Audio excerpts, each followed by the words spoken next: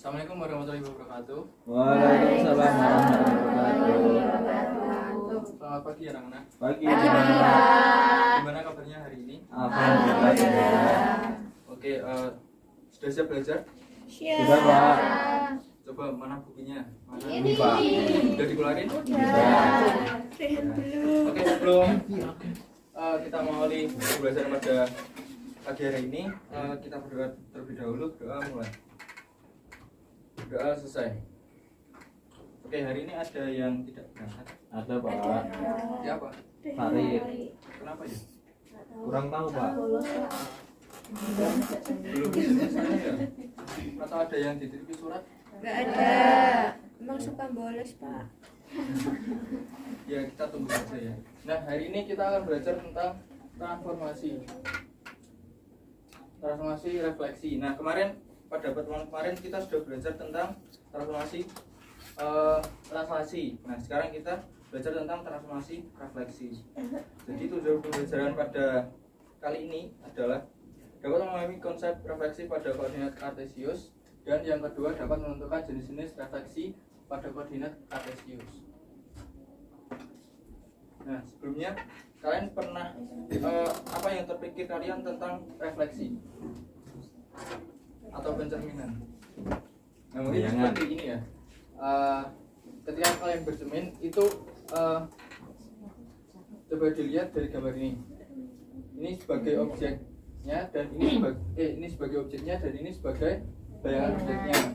Nah, jadi kalau dilihat dari gambar ini jarak antara objek dengan cermin sama bayangan dengan cermin itu sama atau berbeda? Sama. Terus tingginya itu sama atau berbeda? Sama. Tapi kalau misal kalian bercermin itu kalian mengangkat tangan kanan, terus bayangan yang ada di cermin itu merefleksikan tangan apa? Kiri. Kenapa bisa gitu ya?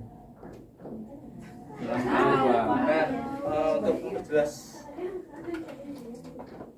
materi refleksi hari ini, sebelumnya kita masuk ke pengertian refleksi.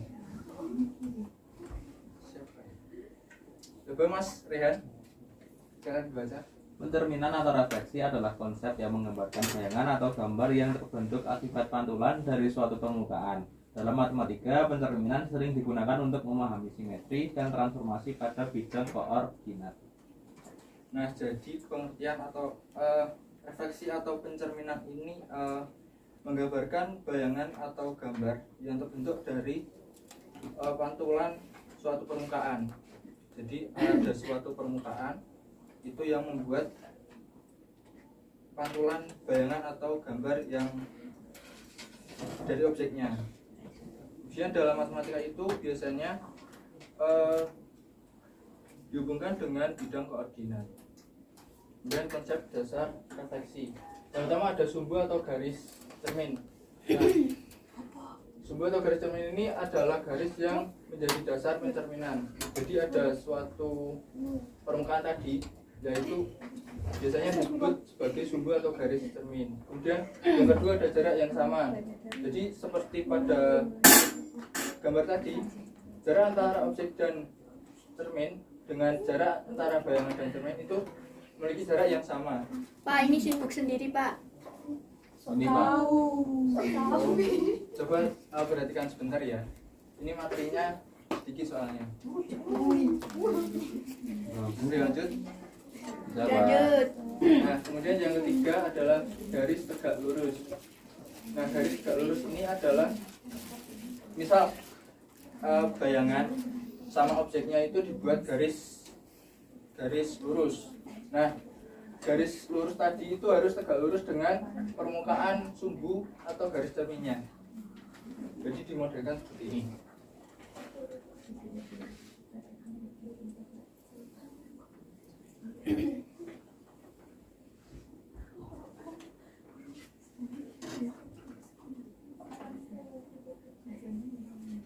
Misal ini ada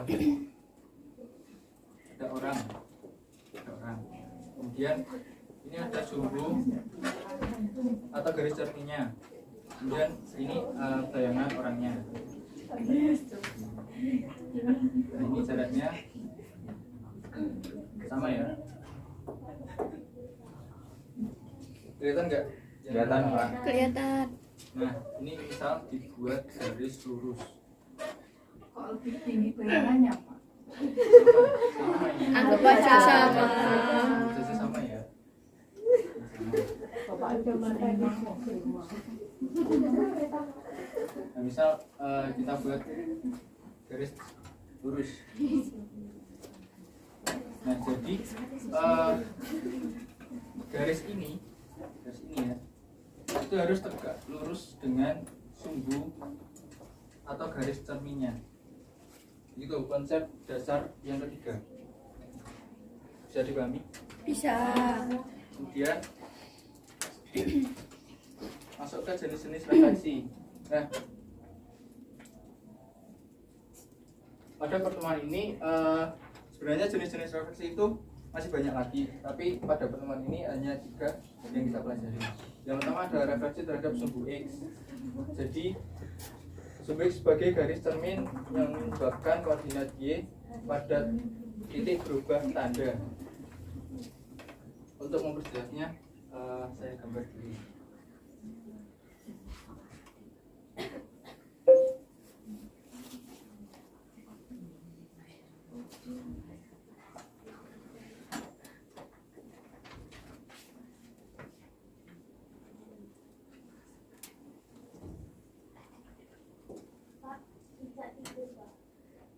Cak tidur.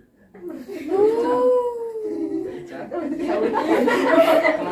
Kenapa nggak tidur? Semalam tidur jam berapa? Jam 10 ya. Besok lain kali kalau tidur agak jangan malam-malam ya. Biar di kelas tidak ngantuk lagi. Barak aja, Pak.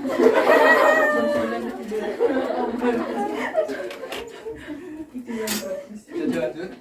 Salah. Refleksi terhadap sumbu E. Ini anggap saja ini garisnya lurus ya. Nah, refleksi terhadap sumbu E. Misal saya punya titik di 2,2 di sini ya. Jadi refleksi terhadap sumbu X-nya menghasilkan titik di min 2,2. Karena apa? Karena sumbu X sebagai garis cermin menyebabkan koordinat Y pada titik berubah tanda. Jadi di sini kan 2,2.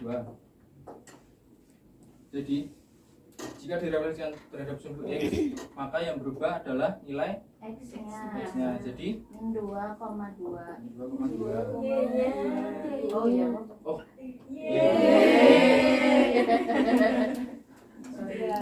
ini 2,2.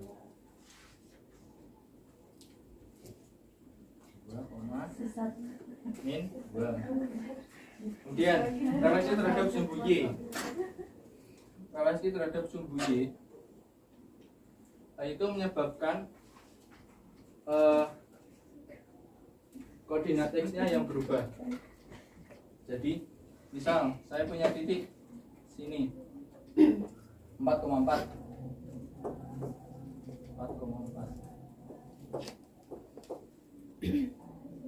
Kemudian jika direfleksikan terhadap sumbu Y, titiknya sebelah mana? Kiri. Kirinya, Y-nya, X-nya berapa? Negatif 4. Negatif 4. Y-nya? 4. Berarti di atas. Di sini ya. 4,4 atau 4,4? Min 4,4. Oke, kemudian yang ketiga, refleksi terhadap garis Y sama dengan X. Jadi seperti di aljabar itu, misal Y sama dengan X. Ketika X-nya 1, maka Y-nya berapa? 1. Kemudian ketika X-nya 2, 2. Jadi misal saya punya titik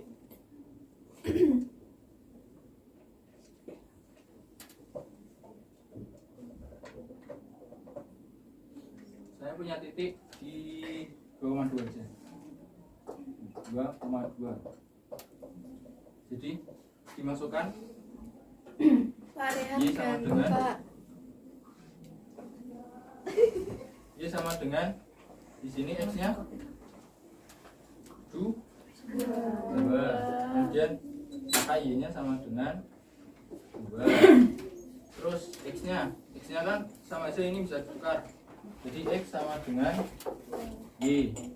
X sama dengan Y-nya dimasukin jadi 2. X sama dengan 2. Jadi refleksi titik 2,2 terhadap garis Y sama dengan X menghasilkan 2,2 titik itu sendiri. Nah, sampai di sini ada yang ingin ditanyakan? Belum. Untuk memudahnya, ini ada rumus Pak, tanya. Pak Bayu. rumus matematika. Pak Bayu. Pak Bayu. Nah, pencerminan terhadap Ada yang mau tanya. Saya mau tanya Pak Bayu.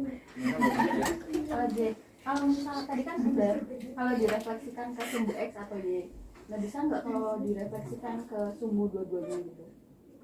Misalnya direfleksikannya ke sumbu X sama sumbu Y, apakah akan di arah sebaliknya di koordinat atau gimana?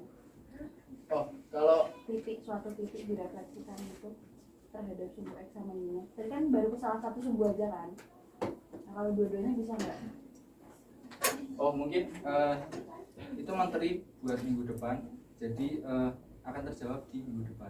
Iya. Ditunggu ya, Mbak. Iya, makasih. Nah, Makasih Pak. sekarang untuk rumus matematis refleksinya itu pencerminan terhadap sumbu X, maka Y-nya yang akan berubah. Jadi X, Y akan berubah menjadi X, min Y.